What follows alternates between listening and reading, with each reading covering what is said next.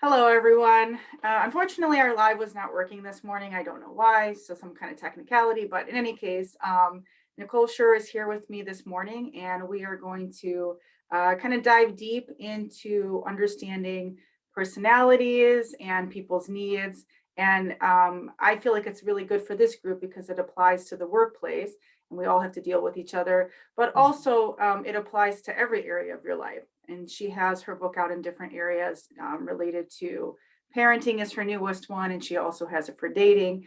So anyway, we're going to have a little conversation about that this morning, give you a little bit of background because everybody is in the workplace, whether you're physically in the workplace or you're virtually or hybrid, whatever your situation is. I think these are valuable concepts for you to know. So anyway, I'm going to pass it over to Nicole to introduce herself, and then we'll talk a little bit more about these concepts and how it can help you. So my name is Nicole, and I have a little bit of a background. My undergrad was in conflict resolution and business, and then I did my master's in industrial organizational psychology. And some of the things I started to see is that we don't do a lot of soft skills in the workplace, and we bring ourselves. And one of the things that I've noticed is we don't do a lot of talking before we put teams together. We don't do a lot of communications around what we need and to be successful. And when we don't talk about that kind of thing, it really doesn't set things up for success. And we really need to, well, first of all, when we start with employment, it needs to start off as a relationship because we are in a relationship. And that is something that I've really, really come to realize is, and I think I said this to Oliver, who I think is awesome. And your teammates with Oliver, is that when we go into a workplace, and I'm just going to just jump right in. I'm really good at jumping right in. When we go into a workplace, it's like, what can you give me? What can you give me? Versus, okay, we're going to be a team. And it's a relationship. When we first meet people, we don't go, what are you going to give me? Come on. I really want to know what you're going to give me. Okay, that's not going to work. We build the relationship. We've got to go in with an attitude of how are we going to work with each other in a way where we're complementing each other. And there's some things we have not really been working on as far as relationships in the workplace. And that's part of the reason we're having the crises we're having, is we're not going in as a partnership. We're going in with it not having a mentality of what are we both worth? And when we don't treat each other with a worth mentality, their conflicts arise. And so this is one of the reasons why the needs language is to me so powerful, because you're looking at it from a worth perspective and you're coming at it from that perspective. And you think employers really need to look at employees from that perspective, but then because it starts with the employer. And when you give that happiness in the workplace, and as IOs, we know this, we've studied this, you have higher retention. When you have higher retention, you have a higher, your rates go up of employee satisfaction, your profits go up, and you have better diversity, better inclusion, culture. You have a better culture rate. Your culture is happier. You have more diversity of employees, and those kinds of things. Innovation increases. And so this is just one little piece of innovation that it can encourage innovation. And so that's kind of, again, where the needs language starts to move, is how do you work your teams together? And I think that's so important too, because without your employees, what do you have? I mean, they're like the number one important asset for a company.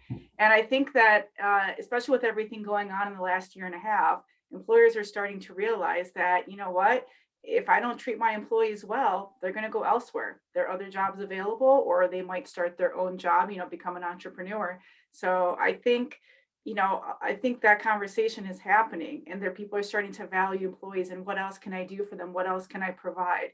how can I make this a great work environment? So Mhm. I think that's so valid and so important. And all those things that you mentioned, it's like a no-brainer, like everything increases in the company if we can just try to understand each other and appreciate each other for what we are. And nobody's going to be an expert at everything. That's not why you hire people. You Mhm. pick people for what they're meant to do, like what they're going to be successful at. And obviously, figure out ways for people to communicate. And that's actually what I liked in your book when I was reading it. I thought it was interesting how you have like 4 different types of personalities, and people need to understand, like, if you're dealing with like this type of important person, what does that mean versus like, a value person and so on. So I thought maybe you could share that with us too, because I don't know how many people know that aspect of your book. I thought it was actually very cool, especially for those of us who are interested in personality. And I know there's definitely like an element in organizational psychology that loves that, like with all the different tests and assessments. So I'll let you share that with us about that. So one thing we noticed about personalities is that it's really quite complicated. And we are. I'm not trying to say that we aren't complicated. There's so much, but we're also in a very fast-paced world, and we don't have the opportunity to unbox each other in a complicated way. When we meet each other, we don't have, I mean, I love we have other modalities and they're great, but they have so many components to them that by the time you're done unboxing things, it's like it's so many things to go through and do this. We wanted something so quick and so simple. You could walk in a room and you go, okay, now I know how to deal with that person. So we went down to 4: important, right, value, control. And you kind of have an idea when I say those words. Okay, so I have an idea when I hear important. If I see an important person, I kind of have an idea what's going to happen with that important person. So if I see a right person, okay, I kind of have an idea. If I see a control person, I have an idea. And if I see value. So an important person, just to break it down, is that person who likes to be seen, that center of attention. And a value person's cost benefit. A right person is about belief. They like to be right. And a control person's about the environment. They like things particular. Now, what's nice about this is we all have a language style around this, and we're 2 out of the 4. And people have come to me and they said, aren't we all 4? Well, kind of, but we're going to do it through that lens. So I'm an IV, important value. And when I go into a place, if I look like I'm taking control, I'm doing through an important lens. So I'm about priority. I'm about goals. I'm about get it done. But I'm also going to be seen. And people have gone, well, yeah, you're kind of, you're trying to be seen. No, I'm not. Believe me, I'm not. We'll be in a restaurant. All of a sudden the music will stop and I'll say something. It'll be really loud. Everyone's heads will turn. Shoot, that happened again. Darn it, how'd I do that? My subconscious mind will just do it, not meaning to. And so when you understand this, and you may not have important in you, you're going to be a little more understanding that, okay, they're not meaning to do that. That's just how they are. So now you have more of an understanding, and you're going to go, okay, that person is not trying to be that way, but they're needed in the workplace. Or a right person can sometimes be like, oh my gosh, that person's so opinionated. I wish they would just stop with that opinion. Now you know that maybe you can go pull them in your office and say, hey, look, I know you really believe strongly about this. I don't want to say, don't believe this way. I just want you to be aware that other people may not, and this may be appropriate at a different time. Mm-hmm. And we want you to believe this way. We need people who believe strongly. We need social justice people. We need those belief people. And so we need to not tell right people that they're wrong. We need them to have time to process that. We need to have them have those beliefs. The belief is strong. They make things happen. And that is very vital. And so, but it's understanding how that works. It's understanding that right people a lot of times are very challenging. They like to challenge things. But by challenging that, laws change. Things happen. We need that. Right. Then you have your control people. very vital. But if you don't give them all the steps, they're going to freak out on you. Going to freak out. And so it's vital that when you can't give them all the steps, to preface. Huge. And people don't understand, why should I have to preface? I'm the boss. You know what? Just deal with it. No. Right. You do what people need, right? Give people what they need. Hey, this is super challenging. I can deal with your frustration. I can hear your frustration here. I was just given another step. I'm sorry that you're having to deal with this. This is just, I can see you being frustrated. And now let's look at it from this, and then a value person sometimes has a hard time making a decision because always this is going to cost, benefit, cost, benefit, cost, benefit. Oh God, how do I make a decision? This is going to cost me. Oh, and when you're in a relationship, you put two value people together. They are like the Jungle Book characters from the old Jungle Book movie. What do you want to do, Dave? The vultures on the branch. What do you want to do, Dave? I don't know. What do you want to do, Dave? I don't know. Don't start that again. And we all have great, wonderful things, but we all have our struggles in it. And so it gets really interesting. So if you have a control important, they are great. You've got your steps and your priorities. Oh my gosh. But if you have an important person that doesn't have control, they're not going to be, they may be able to prioritize, but they can't do steps for the life of them, or vice versa. You have a control right. They may be able to do all these steps, but they may not be able to prioritize. And so now you've got, now I know how to put people together. Or look at rewards. An important person's like, yes, everybody know how great of a job I did. Control person, you reward them in front of a bunch of people. They are not happy. You've messed with their environment because they are all about the environment. They do not want to be seen if they do not have any importance in them. They want their environment a certain way. You just messed with their environment. And sometimes belief people like to be a little snarky, the right people, and mess with people's environment because it's a fun thing to do. And so now you've got all these personalities and how they function and knowing and aligning. So that's the other thing. If you've got two right people who are opposite in their beliefs, you've got to learn how to work with that, because now you've got some polarizing things. That's how we had some of the political issues we had, because now their rights are not aligning. Yeah. But they still both have that belief. So that's how conflicts then end up in the workplace. Perfect example. You put let's say you put a control value with a important right. They do not speak any language. And if you have now I know love languages have to do with like Gary Chapman, but they're an outside thing, and they're the way we communicate and express caring for each other. It has nothing to do with woo-woo stuff. That's just a connection thing or interest. There's other interests you have. Let's say you have nothing there that is connecting you in any aspect. You're going to have such conflict between those two. And they come into a manager's office. There's nothing connecting them. They have no needs language, especially there. You're going to have such conflict. You can't tell them to get along because there's nothing connecting them, especially with the needs language, because the needs language is how is your personality, your identity, how you communicate, how you see the world through your lens. So so here's my question. So what can employers do when they already have their employees, right? And they have to get them to work together. What do they do? And how do people figure out, what characteristics they are? So how do I know if I'm the important value or if I'm the control? Because I was thinking for me, I'm like, I feel like I have certain aspects of all of them, but the question is what weighs more? What's more of a priority?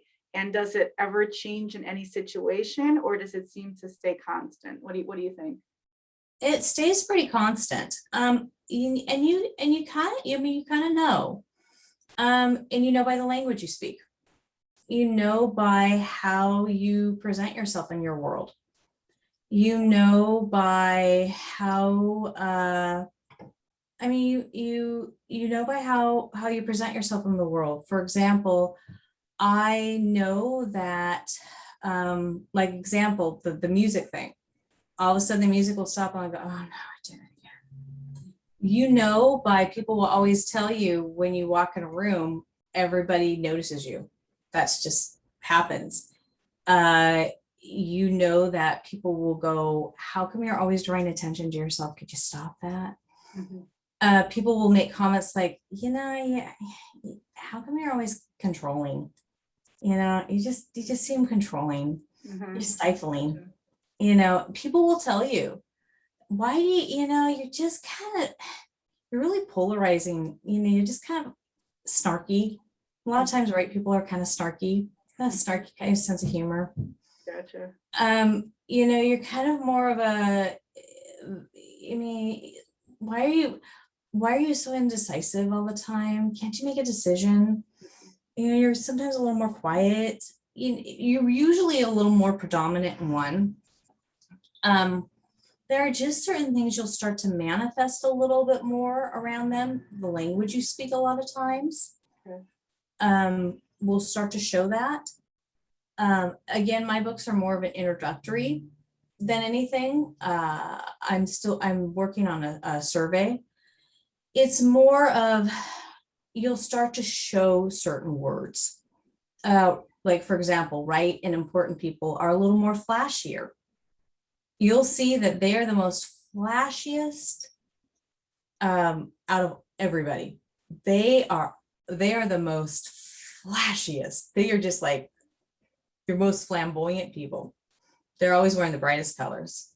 And you'll see the combos as they control important will be more of how they control themselves and their importance. They're going to be more put together. And a important value is going to be more of the in between the right and the control important. They're going to be they're not going to be as controlled because they don't have that control, but they're not going to be as flamboyant as that right and important. So you'll start to see how they maneuver within them.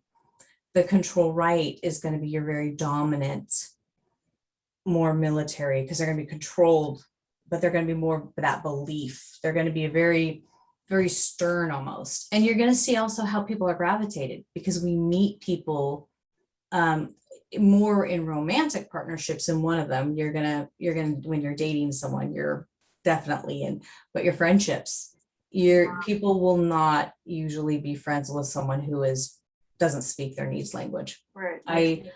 I don't really do well with control right people, because unless I have a connector, which means a connector is someone who is meeting me in important or value, I don't hang out with control right people. So everybody has their two predominant needs, right? So in the best case scenario, two people should have one in common, right? Because they have a way to be able to connect. But if they have neither in common, that makes it very difficult. Exactly. So as a manager, it makes it really challenging if you are a control right and you have an important value.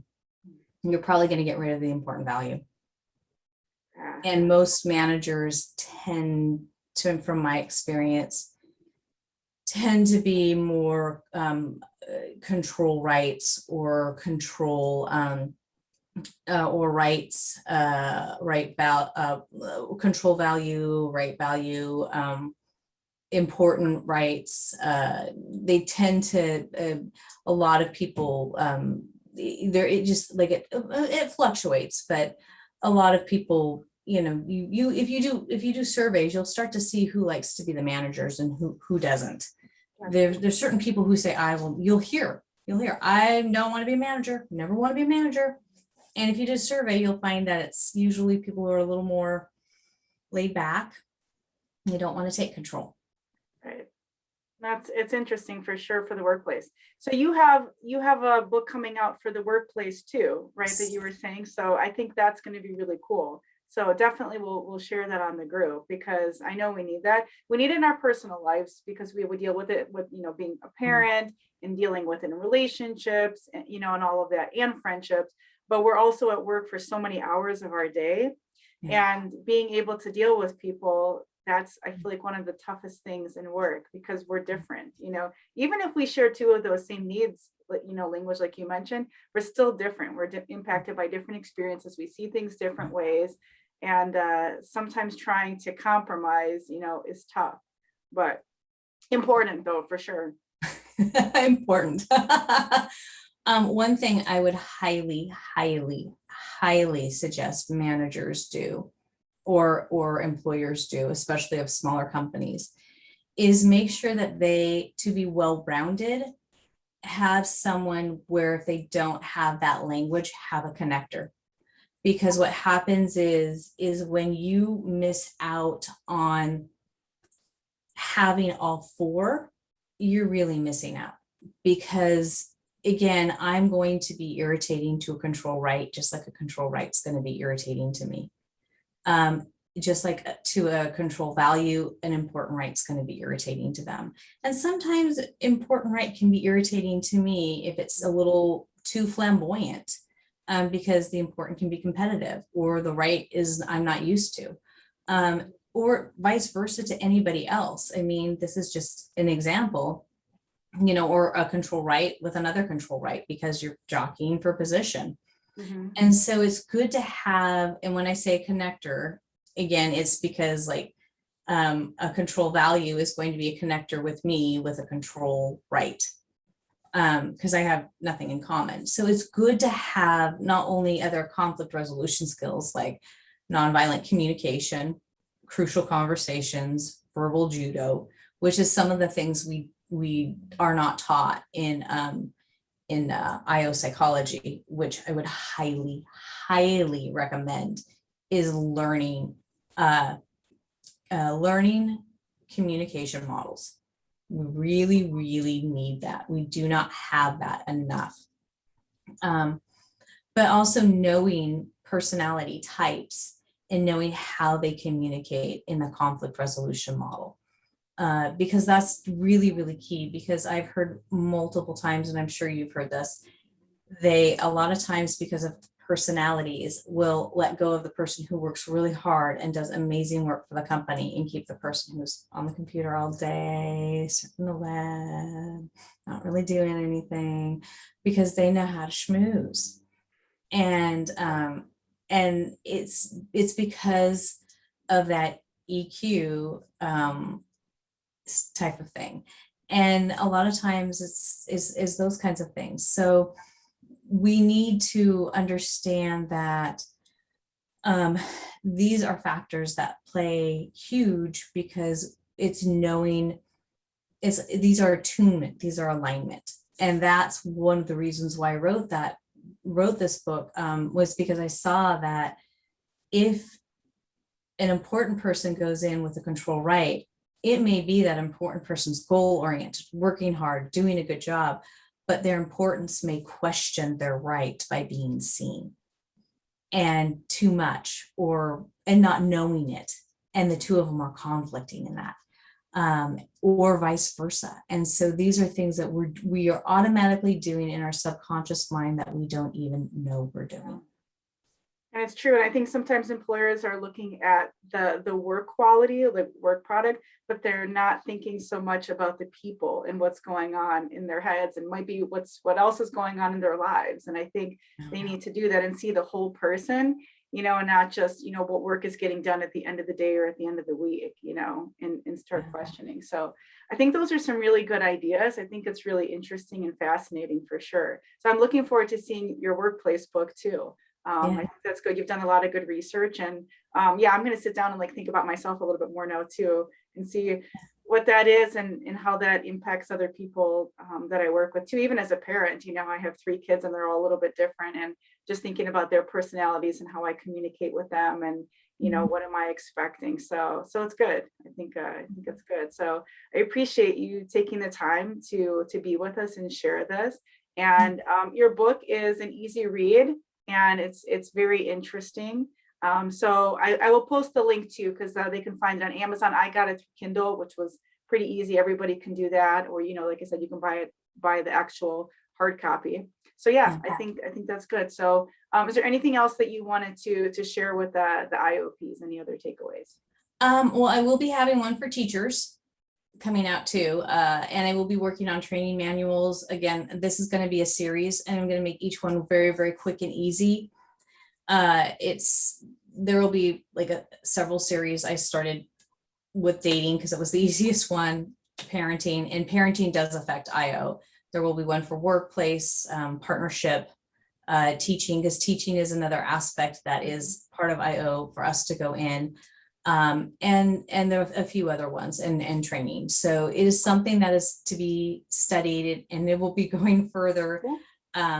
So again, this is something to discover about yourself. It is a process. This isn't something we just kind of came off the fly. We've been working on this for over a year now. And I mean, even last night, there was more I discovered regarding finding more attunement and balance within myself, and even healing. There's a lot of healing that can come within this, within your own personality, and really focus on what I've learned the most is it is a communication model. We bring ourselves and how we communicate with others, and really it's helped me release a lot of frustration with others, because now I can go, I understand that person. Right.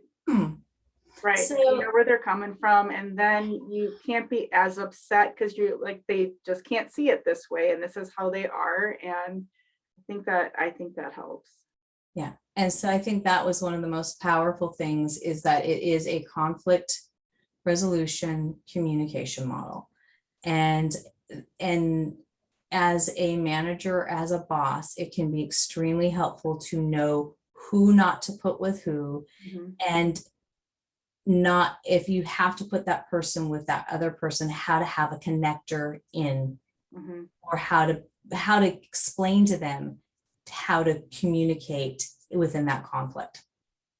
I think that's good. I mean, my background as a teacher, that was something I thought about too, because we did do a lot of like cooperative group learning, and I had to think about the personalities and who was going to take the lead and who was going to need some help, and who would be perfect with who. So yeah, I mean, you don't always get it right, but I think it's something important to consider, so everybody's successful.